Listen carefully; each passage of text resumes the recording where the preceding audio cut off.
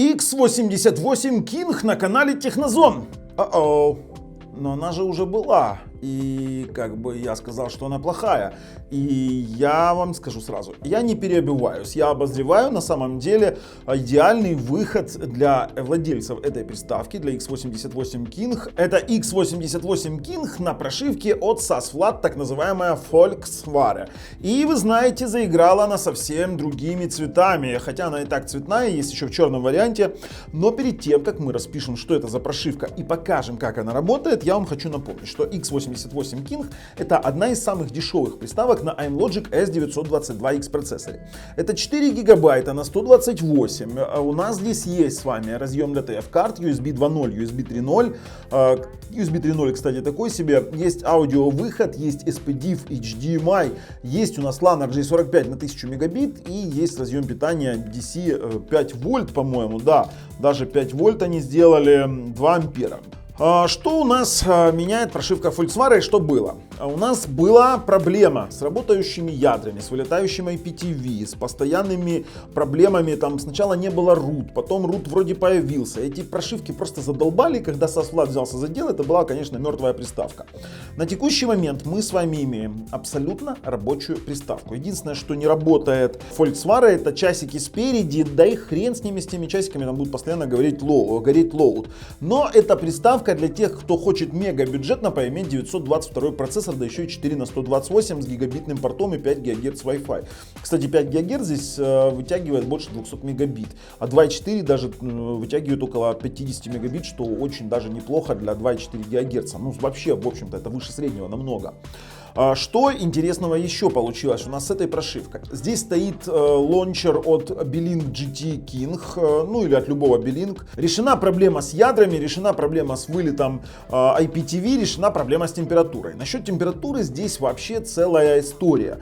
Дело в том, что в тротлинг-тесте она какого-то хрена показывает больше 85 градусов температуру. И я сначала не поверил, но при этом она не тротлила. То есть у нас получается ситуация. В тротлинг-тесте она показывает 85-86 градусов, но при этом во всех приложениях, даже в самых тяжелых играх, у нас температура не повышалась выше 65. То есть сколько бы я ее ни гонял, ну пускай она там через 4-5 часов закипятится до 70 градусов, но она даже до 75 не доходила ни при каком раскладе, не говоря уже о 85. Я в конце даже не поверил, загрузил CPU Load Generator, и да, на каком-то супер максимальном нагрузе уходит нагрев, а получается, что так у нас устроена архитектура, что при обыкновенном использовании с графической системой она не греется. То есть мы имеем такой себе нонсенс. И, конечно же, тротлинг-тест меня ввел в ступор, а дальнейшие тесты меня ввели еще больше в ступор, потому что она абсолютно не тротлила, не грелась. А заявленные проблемы с LAN-портом в этой новой прошивке, какие-то проблемы есть, но весь процесс тестирования, весь процесс обзора я делал именно на LAN-порту специально для того, чтобы понять, отваливается он или нет, и у меня он ни разу не отвалился. Я без проблем проигрывал торренты 62 гигабайта, 59 или 58 гигабайт. У меня тоже с этим не возникало никаких трудностей.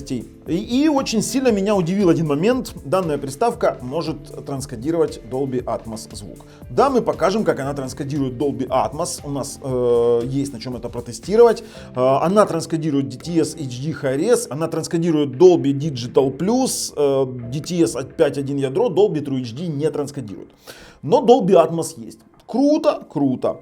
Хорошо, дальше. В тестах производительности мы убедились, что решены проблемы с ядрами, а это значит, что в Antutu она набрала 119 тысяч баллов, это характерно для iMlogic S922X процессора, который работает на полной частоте без каких-либо проблем. Дело в том, что, напомню, в первой версии приставки там было, знаете как, там два ядра низкопроизводительных работали постоянно на максимальной частоте, а те ядра, они вообще как бы не работали, поэтому там производительность с помощью графической системы была процентов на 30 меньше, и это была действительно проблема. К тому же здесь добавлены root права, работает автофреймрейт через AFRD, и у нас на текущий момент эта приставка является самым бюджетным решением, практически самым бюджетным решением на 922X процессоре, хорошо работающим, действительно хорошо работающим со сторонней прошивкой. Ну, хорошо я говорю в кавычках, потому что есть решения, которые работают намного лучше, но и стоят они дороже. Насколько она хорошо работает, мы с вами идем и смотрим обзор. Советую дождаться выводов.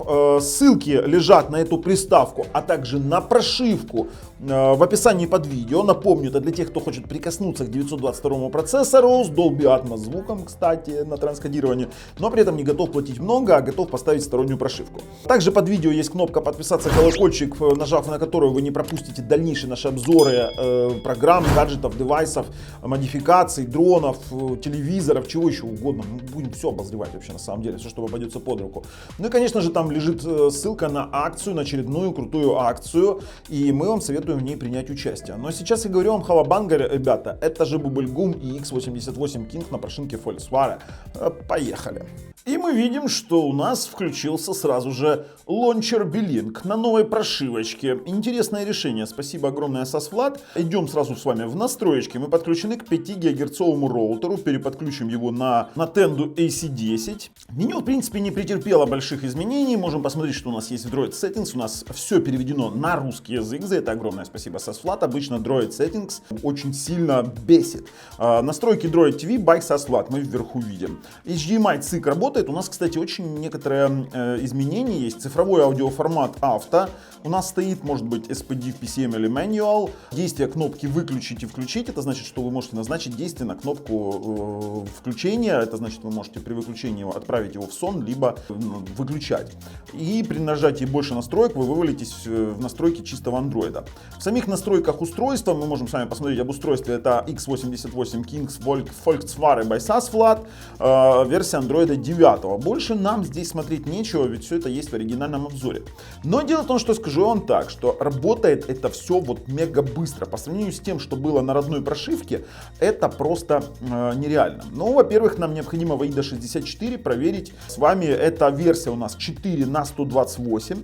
И если в прошлой версии на стоковой прошивке у нас была проблема с центральными ядрами, вернее центральным процессором, все ядра постоянно маслали на максималке, то здесь мы видим, что у нас все ядра находятся сейчас в энергосберегающем режиме по 500 МГц. Это действительно заслуга SASVLAD, это он поправил именно работу процессора. К тому же здесь он сделал у нас и шторку, можем посмотреть сейчас. У нас есть шторка абсолютно рабочая и у нас отлично работающий нижний навигационный бар. За отображение у нас отвечает все та же Mali G52. По сети есть вопросы. 5 ГГц работает отлично, 2.4 отлично. Некоторые заявляют, что LAN RJ45 работает как-то не так. Но мы сейчас с вами протестируем Wi-Fi 5 ГГц, 2.4, включим LAN и весь остальной тест будем проводить на нем. Нам вот важно понимать. Но по кодекам здесь все тоже понятно. А FRD у нас завелся. Мы можем предоставить root права. Вот мы сейчас предоставим, давайте, на 24 часа. Нет, мы не будем вообще спрашивать. Мы просто предоставим безоговорочно root права. И FRD у нас завелся, поэтому автофреймрейт у нас абсолютно рабочий. Мы с вами расширим немножечко тесты этой приставки, так как в прошлый раз она нас поражала своим и нагревом, потому что все ядра были на максималке, то мы здесь будем использовать CPU float. Мы не будем использовать стандартный тротлинг-тест, хотя, возможно, да, давайте стандартный тротлинг-тест проведем. Стартанем его и посмотрим, насколько у нас, помните, была проблема с производительностью, и мы должны с вами понять, насколько у нас решена эта проблема с производительностью этих самых ядер. Они должны работать правильно. Поэтому стартуем и вернемся с вами через некоторое время. Подходит уже к концу тротлинг-тест, но честно вам скажу, вот показываю всю правду. Сейчас мы видим нагрев 85 градусов. У нас загорелась красным C-Temp. Это значит, что приставочка, да, она подгревается, есть у нас некоторая усталость процессора.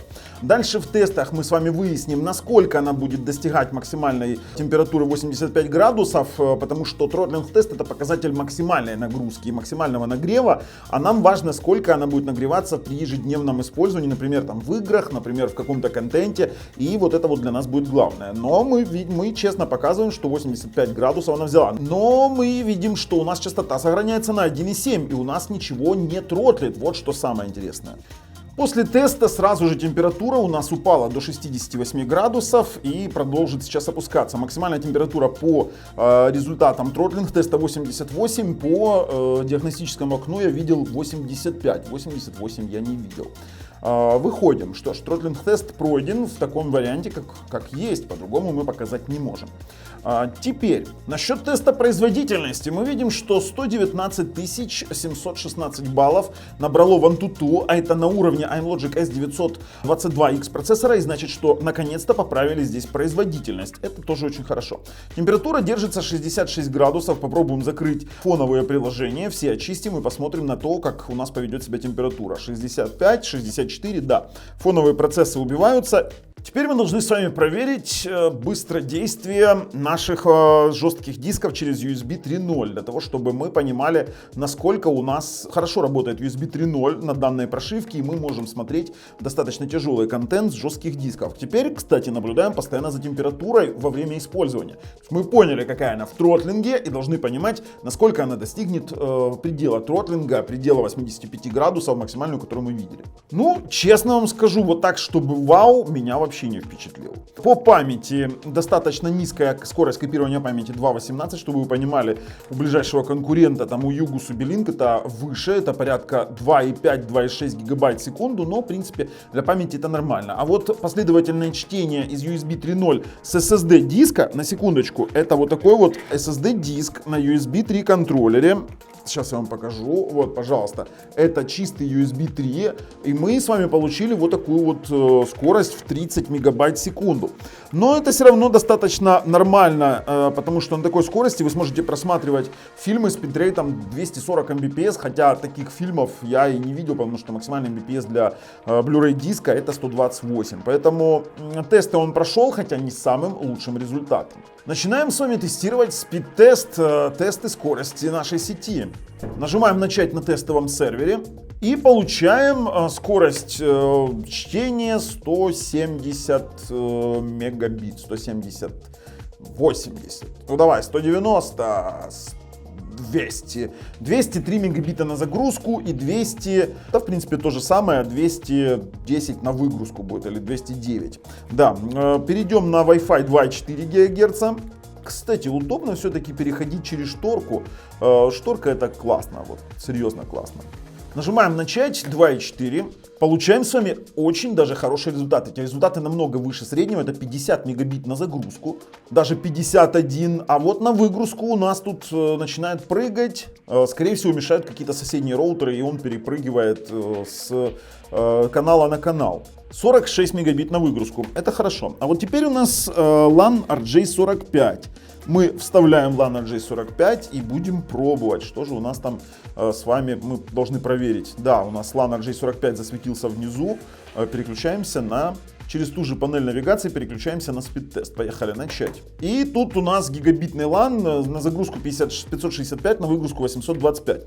Теперь мы будем все использовать. Если у нас есть жалобы на LAN, то мы будем все использовать теперь только на LAN. Системные тесты мы потихонечку закончили. Кстати, в 3D Mark еще давайте посмотрим результаты теста. У нас Wi-Storm Unlimited 21 203 балла. Это очень хорошо, и максимум Wi-Storm Extreme. То есть на этом можно поиграть даже в какие-то игры. Насчет температуры. В простой она у нас 57 градусов. Теперь будем очень тщательно следить за использованием. Поехали, будем проверять с вами мультимедийные возможности. Начнем с YouTube 4К 60 FPS. 4К ролики, 4К 60 FPS. Включаем принудительно 4К, потому что он что-то там не хочет, и включим диагностическое окошечко. Статистика для админов. 3840 на 2160 и, 0 дропов. Отлично показывает температура при проигрывании YouTube 4К 60 FPS 58 градусов. Как-то так. 59. Пускай играет, посмотрим немножечко и вынесем свое решение. Нет, у меня к YouTube вопросов нет. 4К 60 FPS отыгрывает очень даже круто. Вот так вот. Ну что, мультимедиечку продолжаем с тестовых роликов. А именно это будет Jellyfish 120 Mbps на стоковом проигрывателе, чтобы мы понимали, что он с флешки сможет проиграть все самое-самое тяжелое. Кстати, температура у нас простая 48-50 градусов. Проигрываются Jellyfish отлично, у нас как бы вопросов нет, поэтому с жесткого диска вы можете проигрывать любой RIP Blu-ray диска, либо Remux без ограничений. Поэтому, ну это мы уже с вами на CPDT тесте поняли. Насчет транскодирования звука. А вот насчет транскодирования звука у нас реальный сюрприз. И тут SASVLAD постарался. Насчет аудио. Давайте, поехали. DTS. мы будем это все делать в VLC с прямым пробросом звука. Так вот, простой DTS у нас транскодируется как простой DTS 5.1. DTS HD Hi-Res запускается как DTS HD Hi-Res и транскодируется как и DTS HD Hi-Res. Это отлично. DTS ядро у нас работает, DTS HD Hi-Res работает, Dolby Digital Plus у нас работает. Это закрывает такие форматы, как Dolby Digital 5.1, Dolby PL2 Movie и Dolby Digital Plus, но он как бы себя и включает все это дело, плюс дополнительный канал. Dolby True HD, к сожалению, нет. Я на 100% уверен, что Dolby True HD нет. А вот что самое интересное, у меня, к сожалению, ресивер не Dolby Atmos, но у нас есть кое-что, на чем мы проверяем Dolby Vision и Dolby Atmos. Так вот, вы видите сейчас видосик, как мы включаем на этом самом X88 King Dolby Atmos, и у нас воспроизводится Dolby Atmos в режиме pass-through. Поэтому в этом X88 King на прошивке Volkswagen от SAS-Vlad Dolby Atmos есть. Отлично, супер. Выходим. Следующие мультимедийные возможности у нас касаются IPTV 4K. Если на старой прошивке, судя по отзывам, были проблемы с IPTV и приставочка перезагружалась, то я знаю 100%, что SAS-Vlad работал над кодеками, и поэтому у нас с IPTV в этой новой прошивке нет никаких вопросов и проблем. Кстати, я бы вам советовал, конечно же, сделать донат SAS-Vlad, потому 4K IPTV работает, при температуре 49, мать его, 50 градусов. 51. Вот мы Love Nature 4K включили. А знаете, с чем связано то, что она не греется? То, что мы видим, что производительность верхних ядер, она минимальна. Она минимальна, она подпрыгивает, потом падает, и у нас нет тротлинг эффекта. То есть, почему в тротлинге был такой эффект? Потому что все ядра работали на максимальной частоте. С IPTV телевидением все отлично. Осталось нам с вами проиграть 4К торрент какой-нибудь, и мы с вами будем понимать, что у нас все отлично по мультимедийке, и обязательно с вами прокатимся немножечко по игровым возможностям. Давайте запустим Доктор Сон, например, там есть 4К торрент. Вот есть 68 гигабайтный файл, у нас здесь гиговый LAN. Кстати, мы же на LAN сейчас работаем, и LAN у нас не отваливается. Я подозреваю, что если есть проблемы с LAN, то скорее всего 4-жильным. У меня сейчас идет 8-жильный LAN, почему? Потому что у меня гиговый. Возможно, он работает. Я вообще не берусь ничего прогнозировать и предполагать, но как мы видим, что на момент теста, вот на момент всей съемки LAN у нас ни разу не отвалился. Мы выберем сейчас Vimeo Media Player, запомним, что у нас работает и автофреймрейт, и, допустим, у нас заработал 68-гиговый, мать его, торрент. Слушайте, воспроизводит. Я, честно говоря, в тихомауте. При том, что, опять же, температура, проигрывание 52, 53, 54 градуса. Торрент 4К на 68 гигов.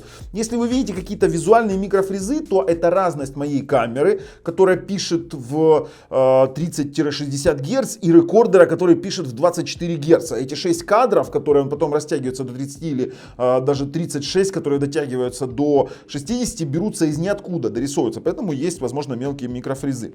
Ребят, 53-52 градуса при проигрывании торрента 4К вот такого вот самого тяжелого. Вот мы проигрывали 68, можем сразу же без монтажа зайти в торсеров и посмотреть, что же мы с вами все-таки проигрывали. Заходим в торсеров, и так, соединение с сервером, и это у нас вот доктор Sleep.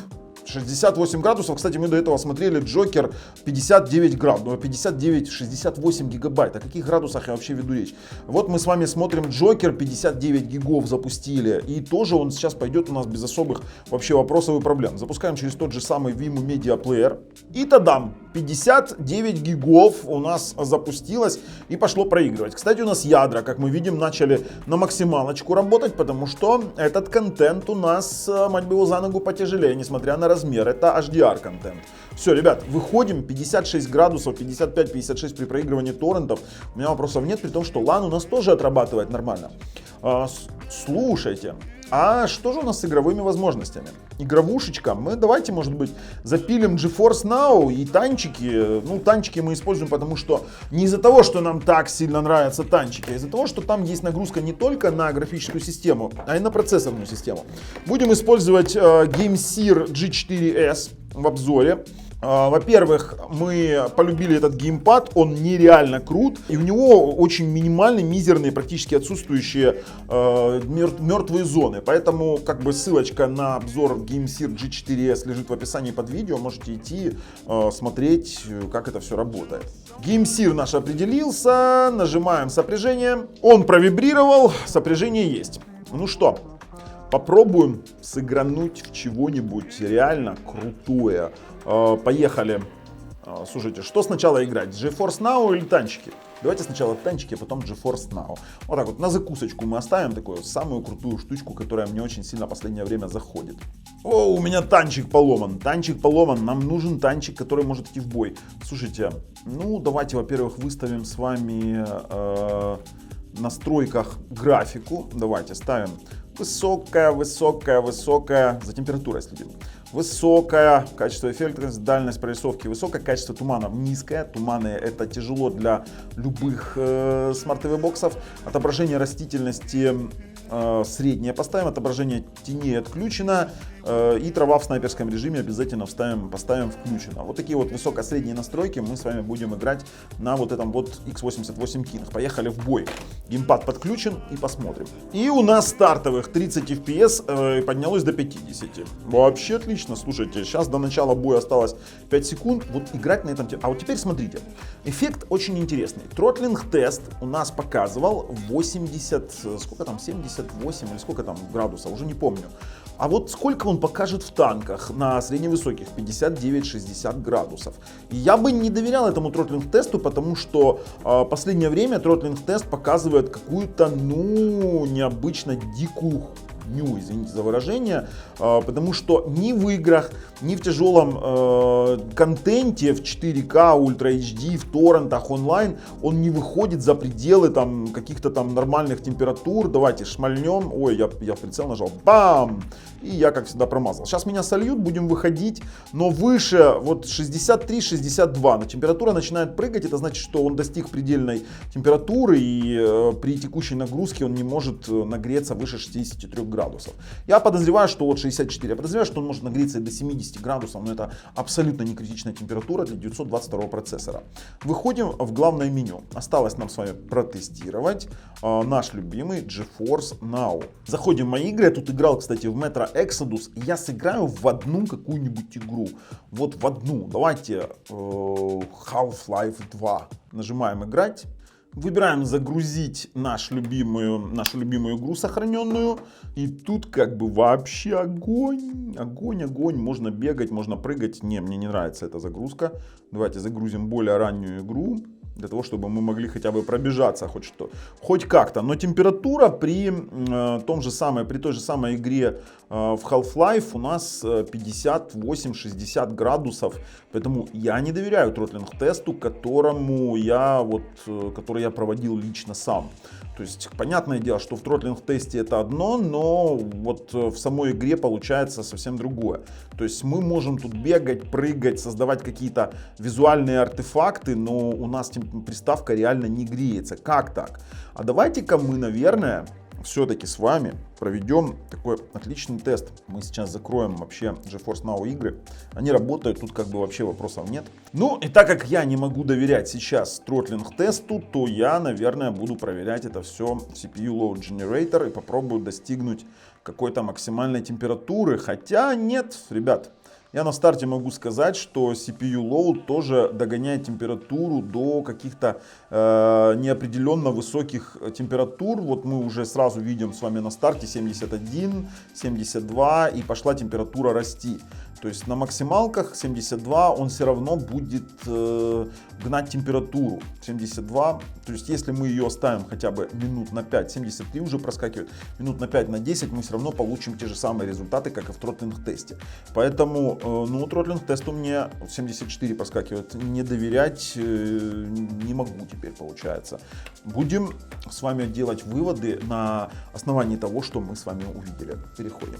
Вы знаете, выводы у меня одни. Если брать ее на стоковой прошивки, то приставка далеко ни о чем. Если вы поставите сюда Volkswagen, то поверьте, вам приставка очень даже зайдет. Это для любителей приставок на чистом андроиде, это для любителей высокопроизводительных приставок и для любителей тех, кто не готов переплачивать по определенным причинам, но хочет поиметь что-то мощное и которое еще и неплохо работает. Но и честно вам скажу, если у вас есть денег немножечко побольше, чем стоит эта приставка, то мы вам советуем рассмотреть такие варианты, как Belink GT King Pro на прошивках от SAS-Vlad или Yugus AM6. Это самое лучшее, что есть из Китая на текущий момент. По крайней мере в ценовом диапазоне до 150-160 долларов. Поэтому, если вам нравится то, что мы делаем, ставим пальцы вверх. Если нет, пальцы вниз. Обязательно подписываемся. С вами был Bubble на канале Технозон. Пока, ребят.